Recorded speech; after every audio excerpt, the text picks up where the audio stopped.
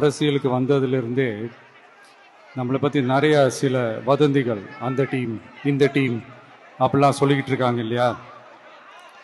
ஆனால் இவர் எந்த டீமும் கிடையாது, மக்களுடைய டீம்,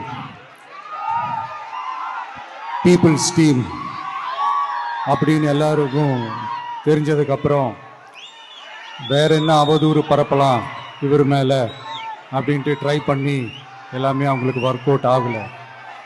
ஸோ கடைசியில் என்னதான் இந்த விஜயை பண்ணலாம் அப்படின்னு நினைக்கும் போது தான் இந்த கூட்டணி அந்த கூட்டணிலாம் சேர போகிறாரு அப்படின்ட்டு ஒரு பொய்யான ஒரு பிரச்சாரத்தை பண்ணிக்கிட்டு இருந்தாங்க.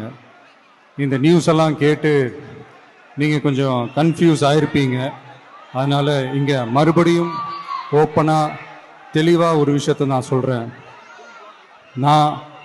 நாங்கள் எப்பவுமே மதச்சார்பற்ற கொள்கைன்றதில், அந்த ஸ்டாண்ட்லேயோ, மதச்சார்பற்ற சமூக நீதின்ற அந்த நிலைப்பாட்டிலையோ எப்பவுமே சமரசம் வச்சுக்கவே மாட்டோம்.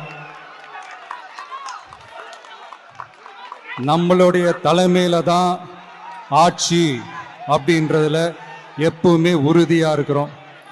நம்மளுடைய முதல் மாநாட்டில் கூட நான் சொன்ன மாதிரி அரசியலில் யாருக்காகவும் எதுக்காகவும் எந்த விதமான ஒரு சமரசமும் நம்ம வச்சுக்க போகிறதே இல்லை, அந்த பேச்சுவார்த்தையே கிடையாது. சரிங்களா?